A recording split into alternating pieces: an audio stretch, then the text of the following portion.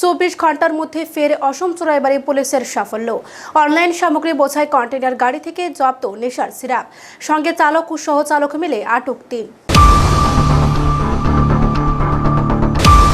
বৃহস্পতিবার সকাল 11টা নাগাদ গুয়াহাটি থেকে আগরতলাগামী একটি HR37E4234 নম্বরের VRL লজিস্টিকের কন্টেইনার গাড়ি অসম চোরাইবাড়ি ওয়াচ পোস্টের নাকা পয়েন্টে আসতে ইনচার্জ প্রণব মিলি রুটিন তল্লাশির সময় অনলাইন সামগ্রীর সঙ্গে থাকা নেশার সিরাপ অ্যাসকাপ জব্দ করেন। 14 কার্টুনে মোট 2100 বোতল অ্যাসকাপ, যার কালোবাজারি মূল্য প্রায় 10 লক্ষ টাকা। সঙ্গে আটক করা হয় লরি চালক গম্ভীর সিং ও 2 সহচালক কুলদীপ যাদব ও সন্তোষ যাদবকে। তাদের বাড়ি উত্তরপ্রদেশে।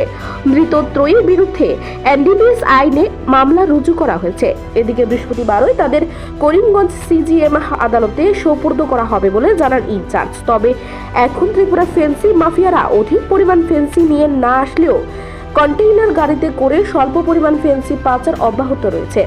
অপরদিকে অসম পুলিশও নাচুরবান্দা অবস্থায় তাদের তল্লাশি জারি রেখেছে। এদিকে ত্রিপুরায় এই জাতীয় নেশার চাহিদা না থাকলেও আগরতলা অধিকাংশ নেশা মাফিয়ারা বাংলাদেশে তা মোটা অর্থের বিনিময়ে পাচার করছে।